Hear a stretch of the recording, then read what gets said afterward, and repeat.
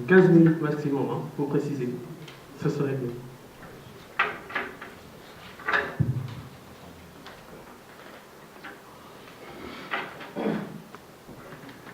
Bonjour à tous. Voilà, c'est l'occasion aussi de se satisfaire de votre présence.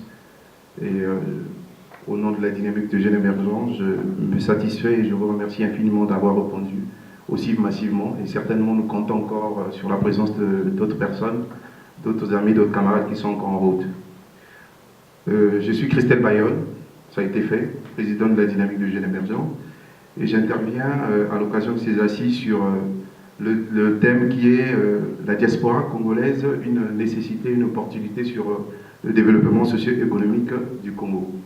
Il s'agira tout au long de mon exposé, s'il faut le qualifier comme ça, de présenter l'impact que la diaspora congolaise présente déjà, l'impact qui est visible, ce que déjà la diaspora congolaise fait à l'endroit de l'économie du Congo. Et au sortir, essayer de proposer quelques pistes, si vous voulez, quelques lignes à l'endroit des pouvoirs publics au Congo qui permettront à ce que le développement socio-économique du Congo se fasse. Et mon travail a été basé sur une forme d'étude comparative sur ce qui se fait déjà de mieux ailleurs, et notamment je me suis appuyé chaque fois sur les exemples sur le Maghreb, sur la Chine et sur les Philippines. Parce que les diasporas dans ces contrées du monde ont largement contribué à ce que ces États aujourd'hui deviennent, pour certains, émergents et d'autres développés. Et aussi, j'ai fait référence chaque fois à des rapports, aux rapports de la Banque mondiale, du BIT, que chaque fois je vais citer.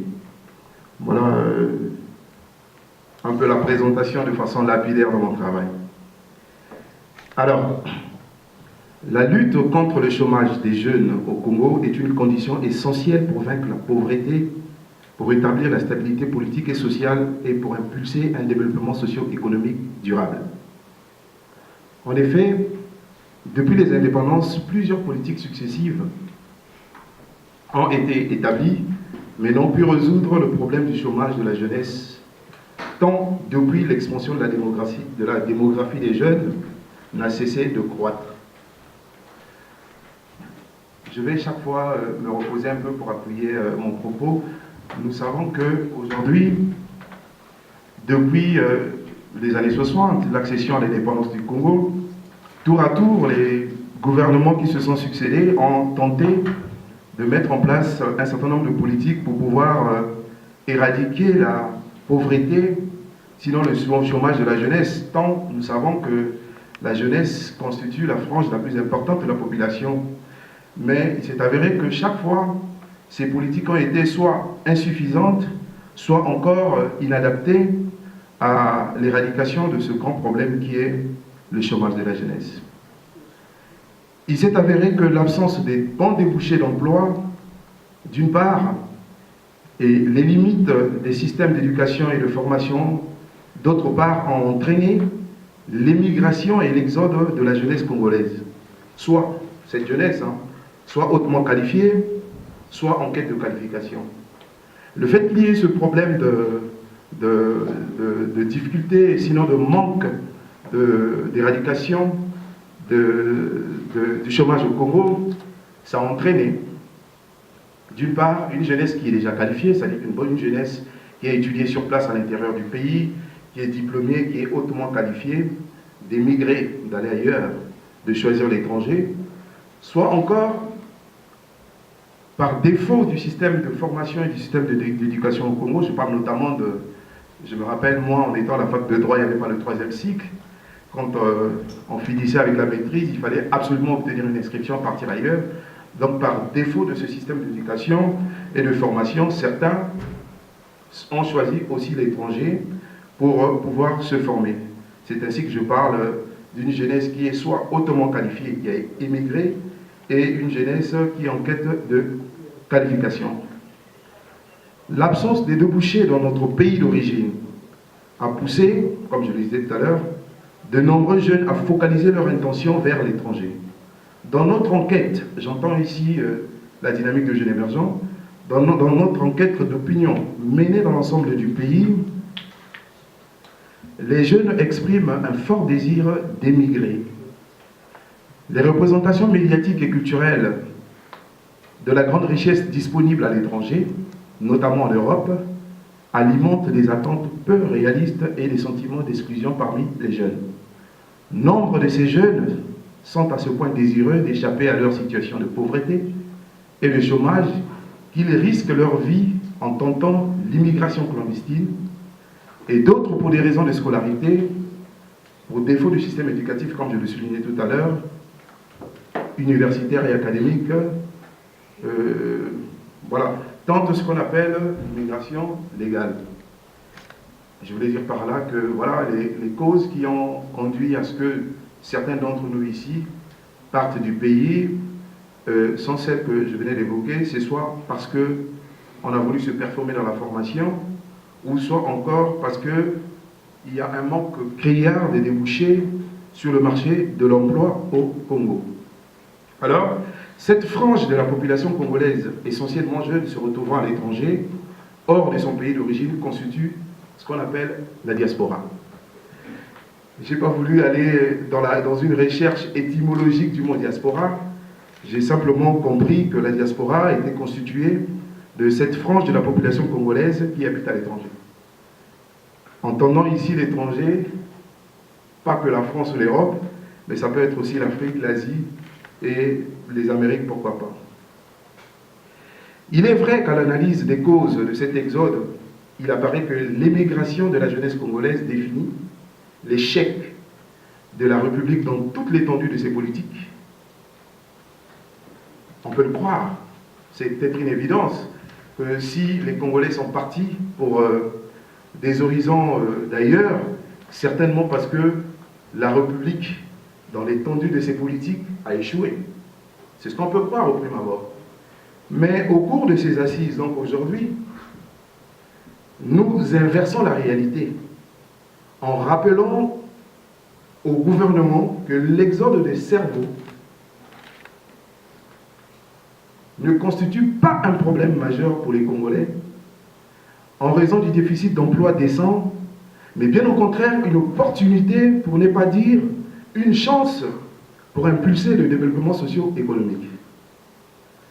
Si dans un premier temps on peut estimer que c'est un échec pour la République, raison pour laquelle on se retrouve ici selon les différentes causes que je venais de mentionner tout à l'heure, mais aujourd'hui le but de ces assises, c'est de faire comprendre, sinon de comprendre déjà nous-mêmes que finalement, le fait de partir devient aujourd'hui un avantage, c'est une chance pour impulser le développement socio-économique. Après tout, le marché de l'emploi au niveau national n'a pas été capable d'employer de façon productive ces travailleurs hautement qualifiés, qui se retrouvent au pays sans emploi et sont réduits à exercer plutôt des emplois peu qualifiés. Si nos écoles ont été capables de former les jeunes pour l'avenir, alors on a évité, le fait de venir ici, on a évité ce qu'on appelle le gaspillage de compétences. Donc aujourd'hui, le fait de partir, on a évité le gaspillage de compétences parce que chacun de nous, dans son domaine, a pu se performer en étant parti ou en étant en diaspora. Par ailleurs, de 1960 à aujourd'hui, aucune politique annoncée, aucune réforme n'a été amenée à éradiquer l'épineux problème du développement socio-économique. Même s'il faut admettre, comme je disais tout à l'heure, que plusieurs efforts ont été consentis à cet effet. Nous essayons aujourd'hui, au travers de ces assises, à proposer quelques pistes qui pourront permettre l'avancement dans le développement. Je présente, si vous voulez, le plan de mon travail. Nous élaborons quelques recommandations à l'endroit des pouvoirs publics afin de valoriser et redynamiser la jeunesse de la diaspora qui, au travers de son importance, constitue un atout dans la construction d'une économie parallèle et visible, conduisant au développement du Congo. Ainsi, dans un premier temps, nous allons souligner l'impact déjà requis et visible de la diaspora sur l'économie du Congo.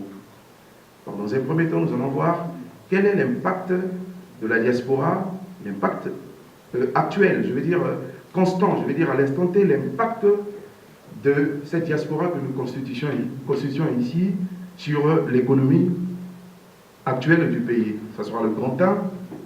Nous proposerons ensuite, dans un second temps, les mesures urgentes et exceptionnelles que les pouvoirs publics actuels doivent prendre afin de faciliter et encourager la diaspora au développement socio-économique du pays. Alors, le grand A, je l'ai intitulé, encore là, comprenez dans le fond, parce que souvent on a un problème sémantique. On essaie de formuler tel qu'on l'a conçu, mais dans un premier temps, j'essaie de souligner l'impact requis et déjà visible de la diaspora sur l'économie du pays. C'est comme ça que je l'ai intitulé. La diaspora doit être considérée non seulement comme cette frange de la population se trouvant à l'extérieur de son pays d'origine, mais aussi et surtout une composante de la population qui valorise son pays d'origine en se substituant au pouvoir et aux politiques publiques en cas de carence. En effet, la diaspora congolaise est de loin l'acteur économique majeur dans l'économie congolaise actuelle, tant elle permet d'augmenter le pouvoir d'achat du Congolais à l'intérieur du pays, ça sera le grand A, et contribuer à l'investissement dans l'activité économique du Congo, le grand B. La diaspora congolaise allège certaines pressions engendrées en envoyant de l'argent à leur famille.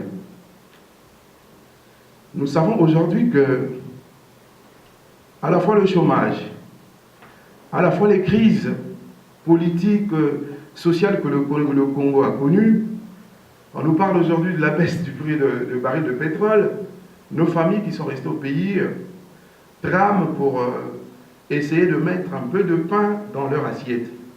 Et aujourd'hui, grâce à nous, à nos efforts en se trouvant à l'étranger, à nos petits boulots que nous faisons ici, dans les intérims et d'autres, dans les CDI, nous parvenons aujourd'hui à encourager, à travers les envois de fonds, à travers les transferts d'argent, nos parents qui sont restés.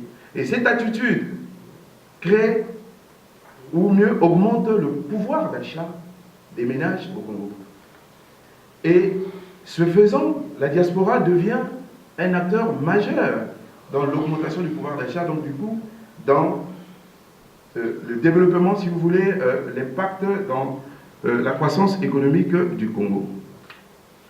Les envois de fonds reçus des émigrants sont importants. Ils représentent des sommes plus importantes que l'investissement direct étranger et l'aide internationale combinée. C'est important que j'insiste dessus parce que on ne le savait pas. Chacun de nous, chaque fois qu'il se lève le matin, qu'il se présente au bureau de poste ou dans le cybercafé de son coin, du quartier, pour faire un mandat, on pense que c'est un geste léger. On se dit certainement qu'on est seul, on envoie à peine 100 €, c'est pas beaucoup.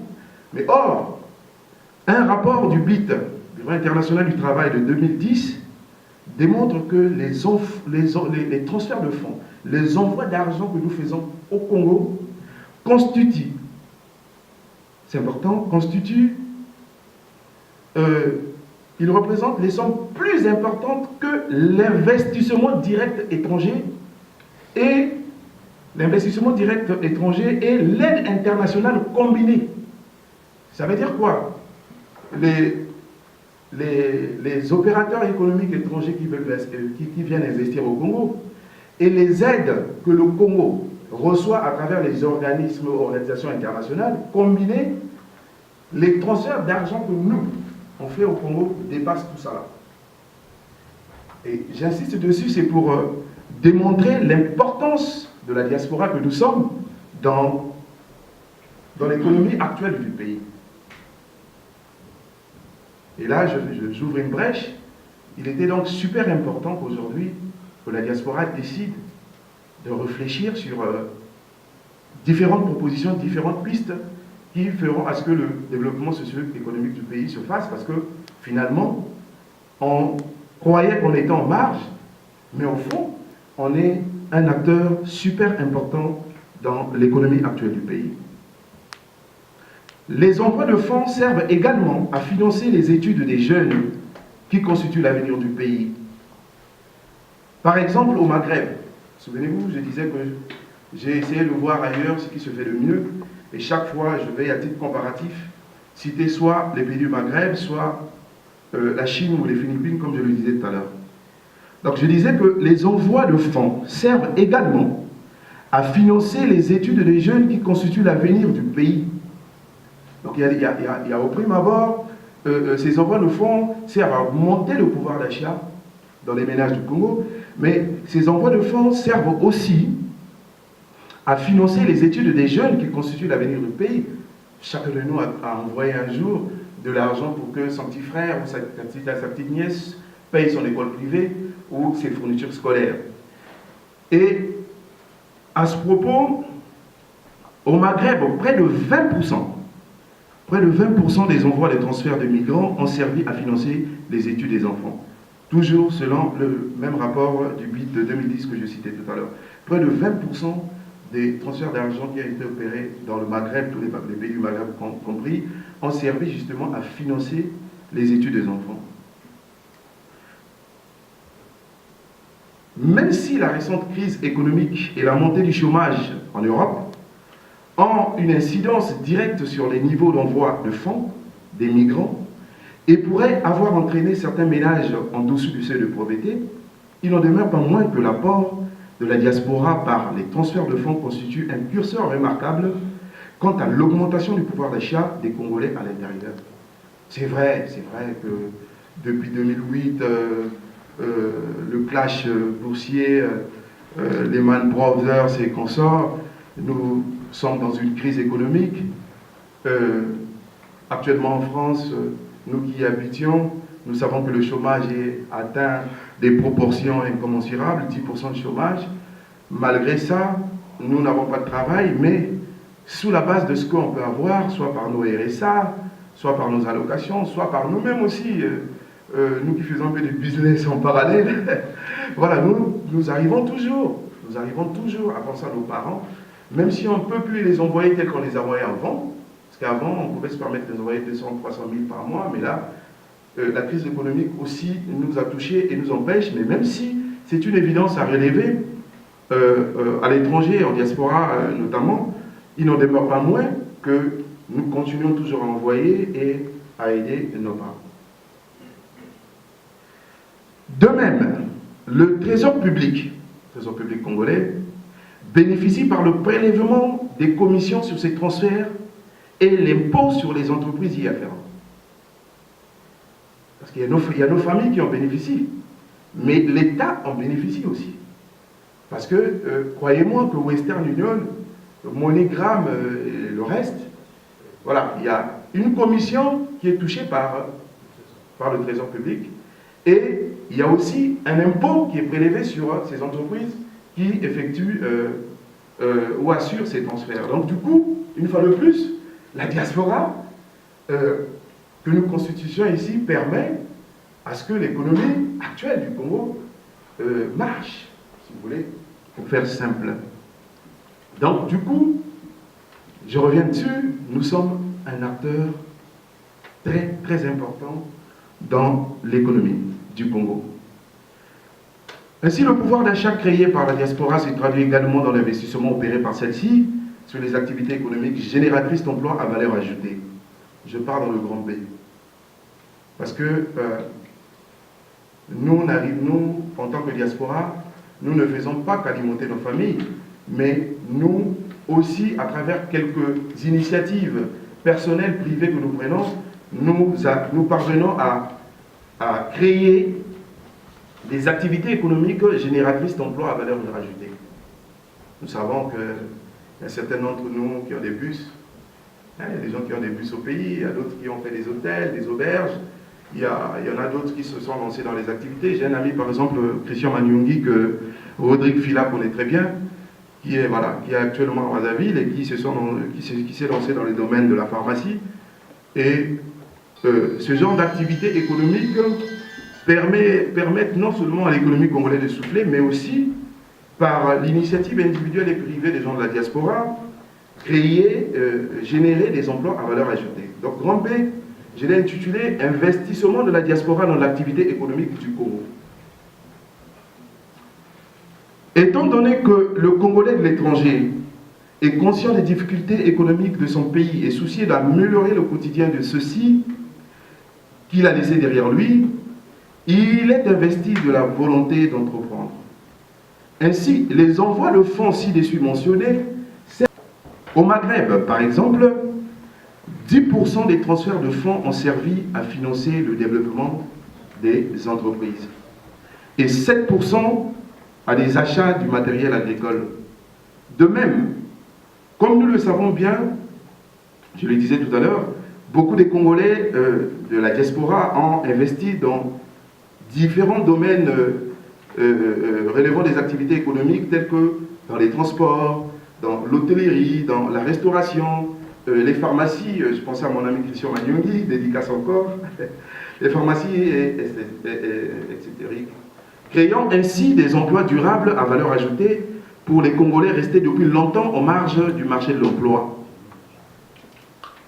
Il est aussi de noter que les politiques publiques sur l'urbanisation et le développement de nos villes et périphéries axées sur la politique de municipalisation accélérée qui nous offre des infrastructures modernes publiques sont bien relayées dans nos quartiers et communes par le volontarisme de la diaspora qui, malgré le coût très élevé des matériaux, j'en reviendrai dans ma deuxième partie, le coût très élevé des matériaux, réussissent à construire des édifices habitables et modernes. Qu'est-ce que je veux dire par là? Ce que je veux dire par là, c'est que aujourd'hui,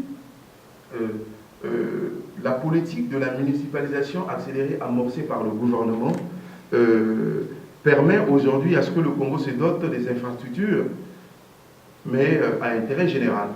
Mais grâce à notre volontarisme personnel, nous relayons cette politique dans nos quartiers parce que nous arrivons à construire des belles maisons qui changent l'environnement du quartier, qui changent le visage du quartier, qui améliorent, si vous voulez, le visage environnemental de nos quartiers.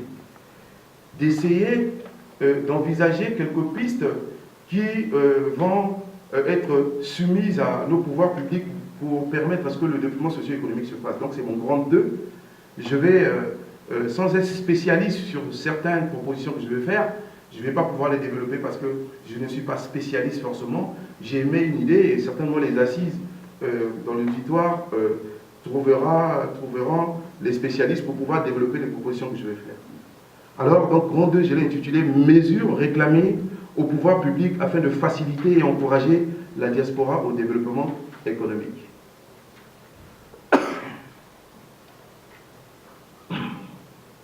Alors, le président, dans son mot de circonstance tout à l'heure, le président Stanislas, soulignait le fait que les pouvoirs publics congolais aujourd'hui, au travers de la nouvelle constitution qui a été adoptée, au travers de tous les discours qui ont été faits par les pouvoirs actuels, ont donné une place de choix à la jeunesse congolaise en général et à la diaspora en particulier. Cela se traduit de façon textuelle dans la Constitution, par exemple, en instaurant le département des Congolais de l'étranger, par exemple, ou encore en faisant de la jeunesse, en offrant à la jeunesse un organe consultatif qui peut lui permettre de donner son avis, même si nous savons qu'en matière de droit, l'avis n'a pas de force de loi, ça reste un avis, mais il n'empêche qu'on nous donne une place. Mais pour que la place qui est donnée à la jeunesse congolaise soit effective, pour que cela soit vrai, il faut qu'en contrepartie, ces mêmes pouvoirs publics prennent en considération, adoptent les propositions que nous, cette jeunesse, nous faisons à leur égard. Sinon, ça ne sert à rien de dire que vous êtes important quand on ne peut pas nous écouter. Raison pour laquelle, tour à tour, tout à l'heure, chacun proposera quelques pistes pour voilà, faire évoluer. Voilà. Et donc, j'ai proposé en premier, la première piste, c'est la prise en compte de la diaspora hautement qualifiée. la prise en compte de la diaspora hautement qualifiée. Je commence par ça. J'essaie ici de faire une différence dans l'ensemble que constitue la diaspora. Parce que dans l'ensemble que constitue la diaspora, il y a une frange qui est hautement qualifiée, c'est-à-dire ceux qui ont étudié, ceux qui sont diplômés, ceux qui sont devenus déjà professionnels sur le terrain au bénéfice de l'étranger. Il y en a des Congolais qui travaillent pour la France, qui travaillent pour les États-Unis et consorts, donc les professionnels établis à l'étranger. Cette frange de la population doit être prise en considération par les pouvoirs publics en place. Et je suis parti pour étayer cette première proposition sur ce qui s'est fait en Chine au début des années 90, comment la Chine a pris en considération sa diaspora et a permis à ce que la Chine devienne aujourd'hui la puissance que nous savons, pour ne pas dire la première puissance économique du monde. Ils vont y rester à Cuba, faire de la salsa, peut-être, voilà, c'est pas intéressant. Et donc, nous demandons à ce que le gouvernement qui a investi, en contrepartie de reprendre son investissement, de capitaliser son investissement. Donc, considérer, prendre en compte la diaspora qualifiée. Voilà. Ils peuvent être utiles pour apporter les réponses au chômage des jeunes au Congo, tout en remédiant au déficit de compétences et en favorisant la création d'emplois décents et hautement qualifiés, exigeant un niveau de connaissance pour les jeunes instruits. Il faut bien qu'on cesse, que nos pouvoirs publics comprennent que, comment on appelle, Bayunza, le VP qui est là, il est juriste, mais il faut que le gouvernement comprenne que voilà, il est juriste, il doit être juriste. Il ne va pas rester en France en train de faire de la manutention, préparation de commandes. Il faut absolument que nos pouvoirs publics nous prennent en considération, nous prennent en compte. C'est la première mesure que nous avons proposée dans ce travail. Il doit s'agir pour le pouvoir public d'engager de façon prioritaire la diaspora hautement qualifiée et désireuse de rentrer au pays dans différents services publics et établissements publics qui requièrent les compétences annoncées. Aussi, la prise en compte de la diaspora hautement qualifiée qui utilise leurs connaissances spécialisées à l'étranger peut se traduire par la mise en place par le pouvoir public des parallélismes de transfert de savoir. Les méthodes utilisées par les échanges de savoir peuvent varier au cas par cas en fonction de l'activité. Il s'agira par exemple des séjours académiques, des conférences industrielles et des programmes en faveur des citoyens établis à l'étranger. Dans un premier temps, je parlais de prendre en considération les étudiants hautement qualifiés. Il faut qu'ils servent pour la prise en compte de la diaspora volontariste. Permettez-moi, c'est une expression assez vague, diaspora volontariste. Je n'ai pas voulu ici dire, à la différence de la première partie où j'ai dit diaspora hautement qualifiée, je n'ai pas voulu dire diaspora qui n'est pas qualifiée. En fait, je vais dire, nous savons qu'il y a dans la diaspora, il y a ceux qui ont étudié, qui ont des diplômes, ceux qui sont des professionnels, mais il y a d'autres aussi voilà, qui n'ont pas étudié, qui n'ont pas de diplôme, mais qui sont là, qui constituent cette jeunesse de la diaspora ou de la diaspora en général. Et c'est ceux-là que moi j'ai voulu dénommer, hein, ça c'est ma sémantique à moi, j'ai voulu les dénommer la diaspora volontariste. Et nous savons aussi que cette diaspora contribue énormément à l'économie du pays. Et à l'égard de cette diaspora, nous réclamons ici une sorte de bouclier exonératif. Une fois de plus, il s'agit d'une expression propre à moi, toujours dans ma sémantique néologiste, une sorte de bouclier exonératif, c'est-à-dire un certain nombre d'exonérations réglementaires qui permettra à ce que cette diaspora qui est volontariste, qui a l'idée, la motivation, la volonté de vouloir investir au pays pour permettre à ce que leur entreprise se fasse. Donc j'ai dénommé bouclier exonératif sur un certain nombre de mesures qui empêchent, sinon découragent, la diaspora volontariste à concourir dans les activités économiques inondant le marché de l'emploi des jeunes et de nature à créer en faveur de ceux-ci des emplois décents à valeur ajoutée Ces mesures qui feront partie de ce bouclier exonératif seront ici énumérées et seront détaillées avec statistiques par des professionnels que les assises vont saisir. Parce que j'ai essayé ici d'énumérer, mais je ne suis pas forcément spécialiste. Et donc, du coup, les spécialistes, par rapport à ces mesures, évalueront comment financer ces mesures, comment